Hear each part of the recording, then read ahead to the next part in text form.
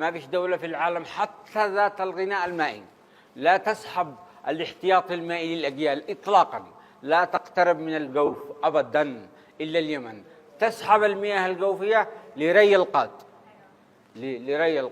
أيضا السياسة الزراعية في اليمن تحتاج إلى إعادة نظر، الاقتصاد الزراعي بحاجة إلى إعادة نظر.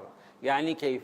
نحن يجب أن نتكيف مع مستوى الأمطار، اقتصادنا الزراعي يجب أن يتكيف مع المستوى أو نسبة هطول المطر فقط، بمعنى أنه هناك خضروات وهناك فواكه لا يجوز أن نزرعها في اليمن، نستوردها أفضل لنا لأنه الماء غالي جدا، يجب أن نستوردها ولا نزرعها في اليمن. أما القط فهو آفة مائية وآفة بيئية. لماذا آفة بيئية؟ لأن القط يستهلك نسبة سموم عالية ونسبة سموم مخالفة لمعايير الاستخدام الزراعي والآدمي.